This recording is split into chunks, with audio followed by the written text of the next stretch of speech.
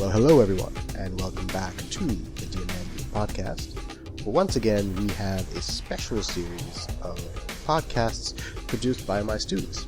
And this set of the next 7 podcasts will have been produced by students in the graduate program of the Interdisciplinary School of Health Sciences.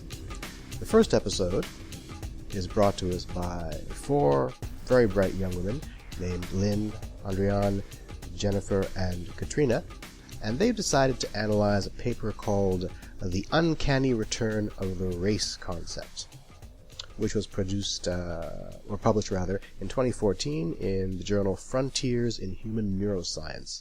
If you want a copy of the paper, you can just Google the title, or you can go to the website at dionandon.com, click on podcast, and scroll down to the relevant episode, and there I've provided a link for you to access this particular paper. So without further delay, here are Lynn, Andriane, Jennifer, and Katrina. So welcome to today's podcast. Today we have a panel of interdisciplinary health sciences graduate students working in qualitative research on women's health. So here with us today we have Jen, Kate, and Andriane, who are here to discuss the article published in Frontiers in Human Neuroscience. And our modulator here is Lynn. Yep. So before we begin, here's a little summary of the article. So this article is entitled The Uncanny Return of the Race Concept, and its aim is to question the recently increasing use of the race concept in contemporary genetics, psychiatry, neurosciences, and social studies. They discuss race and its related term used to assign individuals to distinct groups and caution that the concepts of ethnicity and culture neglect diversity. They suggest that the main factor contributing to the dangerous nature of the race concept is that it is based on a mixture of traditional stereotypes about physiognomy, which are deeply infused by colonial traditions. They also mention that culture and race are used interchangeably and that doing so ignores diversity and suggests homogeneity, which consciously or unconsciously appears to extend into the realm of biological similarities and differences. They then conclude by discussing alternative approaches and perspectives relevant to biological and cultural studies. So to start, what are your thoughts on the article? I thought it was very strong overall. It was very well written. It's just fascinating all the kind of disciplines that go into this concept of race and how it was created, and they really eloquently tied that all together. It wasn't really separated by discipline or anything. The discussion, it was organized well with subheadings and everything, and it tied in everything really nicely. It talked about the concept of race and how this was created initially, and it ties back to colonialism and how they were creating kind of this us and them mentality, and then it kind of factored into how how psychiatric terms came about because of this. And for example, the term autism stems back to a Freudian term about autoeroticism, and it was just fascinating how all these different disciplines were tied in so eloquently. Yeah, I agree. I mean, I loved how interdisciplinary it was for sure. I thought they made a really clear case. They successfully addressed their aim about whether classifying by race is actually scientifically useful. And I'm seriously questioning that it is now. So I really think they achieved their goal in that way. And I thought it was really rigorous. They used triangulation. They used multiple lines of evidence, multiple sources, multiple disciplines to tie together a really coherent argument, which I thought made the article really strong. The only thing that I didn't love about it was that it is, granted, I understand it's a theoretical piece and it's meant to be theoretical, but the fact that it was unclear how this could be practically applied, like how our new definition of culture can be applied in research from now on, wasn't really clear. So the lack of the next steps left me wanting a little bit, I guess, at the end of the article. Yeah, I agree. It was very theoretical, and it suggested a great call to action for everyone to understand the true complex meaning of culture, and not just use it interchangeably with race, but it's hard to figure out how to apply that. Yeah. Mm-hmm. I guess we wanted more on that specific aspect. And also, I have to say that there were no really clear or stated research question, which I would love to. And also, the figures were not really useful for us to understand the purpose of some example. Yeah, they used a number of figures in the middle of their discussion. It didn't really add to the strength of their argument. I agree. Additionally, the whole kind of message they were sending was the definition of race and the definition of culture, and it was never really explicitly defined, like the definition of race was never really stated explicitly. And although we understood it by the end, that they were the difference they were getting across there was race is about like someone's physical, like phenotypic kind of variations and stuff, and putting people into these mutually exclusive boxes. It never really explicitly defined race, which probably would have been important for the meaning of the article. I agree completely. That's true. So they didn't define the term race. However, they did define the term culture, and they suggest that it refers to a socially generated and dynamic complex of thoughts, perceptions, values, and meanings, which incorporate multiple, diffuse, and changing networks. So let me ask, what does culture mean to you? Yeah, I actually really like the definition they came to at the end. I thought it was a real strength of the article. Culture is incredibly complex. It encompasses many things. And part of that is probably your ethnic background and where you're from and what your origins are. But it's also language and patterns of thoughts and the values of the environment you're currently in. And that changes. It's a very dynamic idea. Mm-hmm. I agree. I really like the definition they provided, and what really resonates with me is the fluidity and the dynamic nature of culture. And they compared that quite nicely to race, which the concept of race, it cited historical literature about how race was created to be this very static meaning. It was created during times of creation and how that would never change. It was based on the creator, and they created one dominant race. And so yeah, just like the contrast of how they compared that with race, and how it definitely should not be used synonymously, because one is very static and one is very dynamic. I totally agree, Jen. I really believe that culture is a complex process of living in a setting of values, belief, and perspective, as the author stated in the article. I know my definition sounds more theoretical, but I think that culture is really what surrounds and supports an individual to grow, learn, and blossom as part of a community. Mm-hmm. Yeah. But again, like, we're acknowledging how complex this is, and that just makes it more difficult to apply it to our own research. It's hard to know what parts of culture we need to prioritize when we're doing our own research and things like that. Exactly. Right. So let me ask, are there really differences, or are there really some races that are smarter or more intelligent than others? Absolutely not. Like what we've now established is that any former methods of assessing or measuring, say, intelligence or athletic performance, and attributing these to some fundamental biological differences between different quote-unquote races is flawed. For example, a commonly cited one is, and this was brought up in the article, which I thought was a great example, is that Caucasians typically tended to outperform African Americans on IQ tests. And we attributed that difference to a difference in intelligence across races. It actually has nothing to do with any kind of biological trait, and it has everything to do with the socioeconomic status of the participants and the biases intrinsic to an IQ test. So we've proven that the actual biological usefulness of race and there being differences, it really doesn't have any scientific backing or value anymore. You also have to look at how IQ scores have gone up. I mean, they've gone up over a full standard deviation over the last 50 years. That suggests right there that IQ scores are largely due to the environment and not due to anything, inherent to our race or our biology. Yeah. Okay, that was well put. So let me ask then, how about this concept of race to being a barrier? Could you maybe give me an example of that? Yeah, well, when we're looking at studies, a lot of them are distinguished by culture, and what this will then impair how doctors practice, since they will base their practices on evidence-based research. So it will then influence the way they're treating patients, which will impair, mostly for the minorities, like African American, the outcome of the healthcare they received.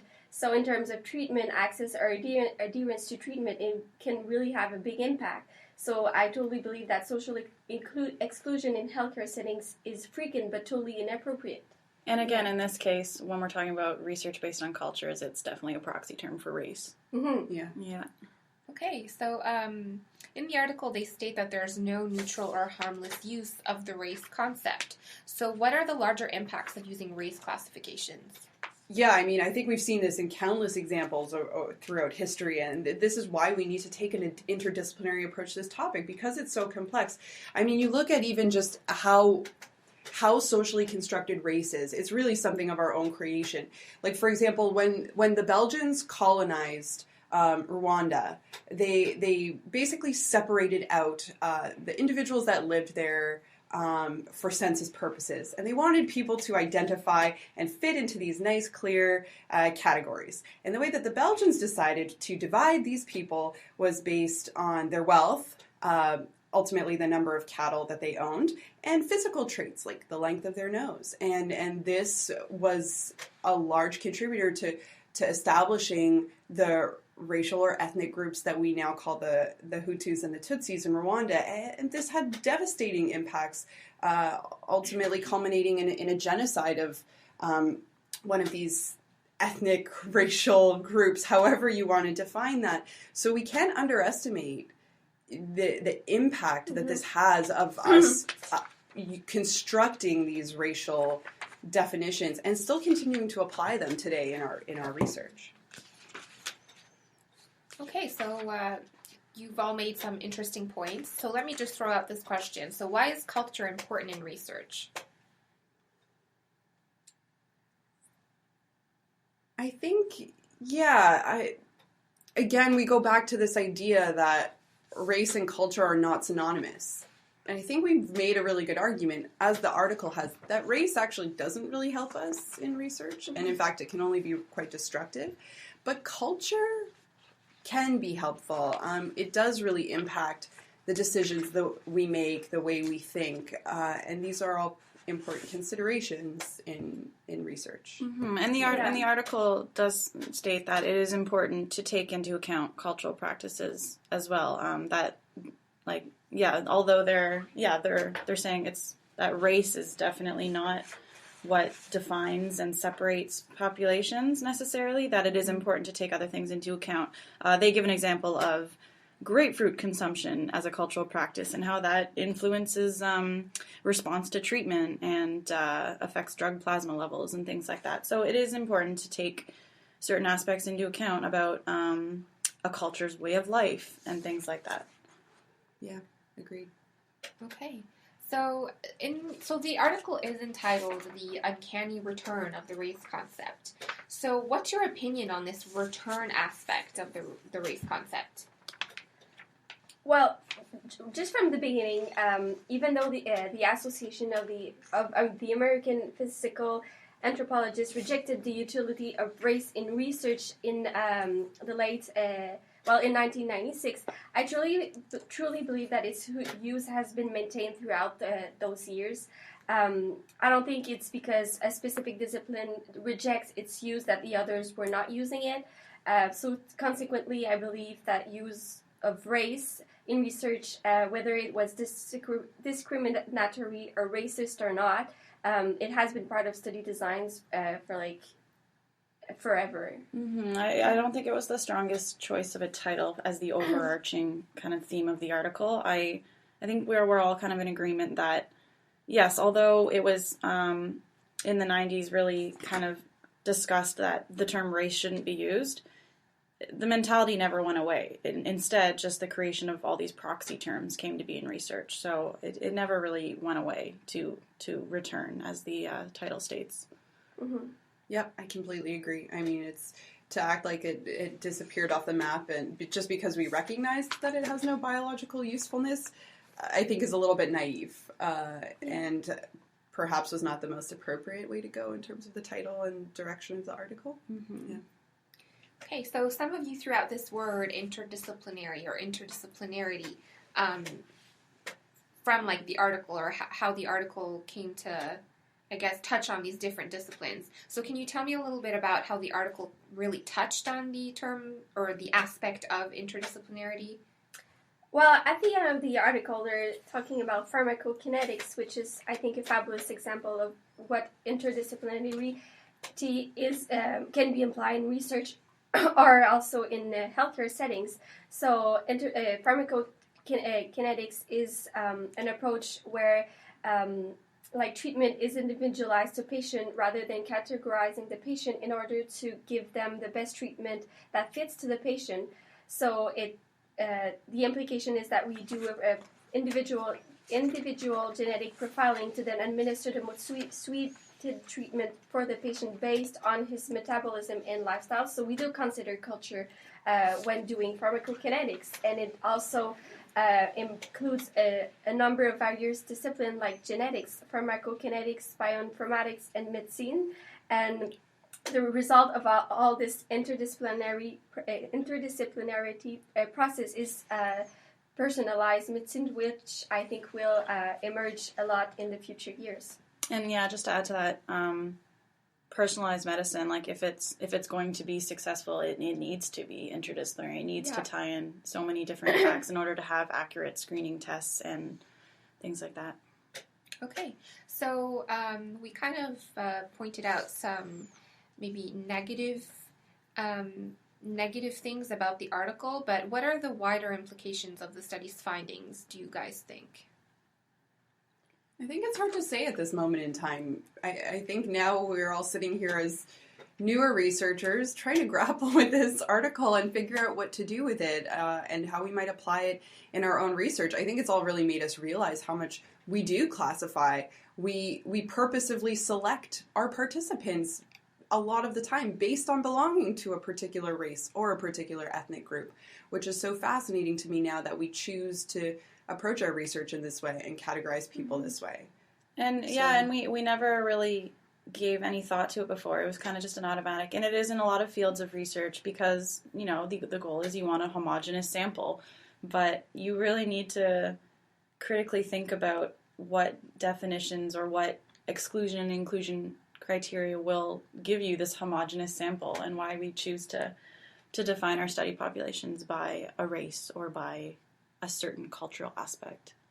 Mm-hmm. Right, I agree with that. And for my own personal research, I'll be working with Arab immigrant women, but I don't know how I'm defining Arab at this point. Is it Arab based on what I believe as an Arab, or is it based on what they believe as an Arab? So if they self-identify as being Arab, but I don't necessarily see them as that, what do I do in that case? Do I include them in my study? Do I exclude them from my study? So it just gave me something, I guess, to think about that I hadn't thought about before. And yeah, that really brings in the complexity of culture, because that could go by geographical boundaries, nationalities, practices. Linguistic as Linguistics. well. Yeah, linguistics, yeah, definitely. So, thinking about our research here on out, again, with such a theoretical article, it's strong and it's powerful, but it is very challenging to apply it to our individual research.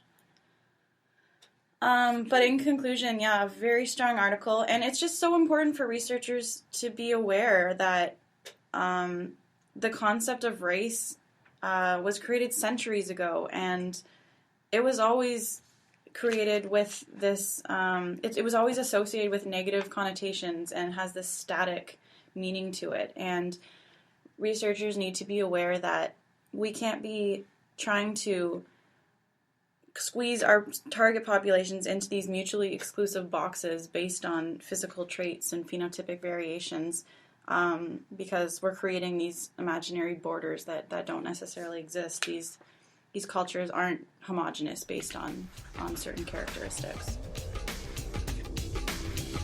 All right, thank you for listening, everyone.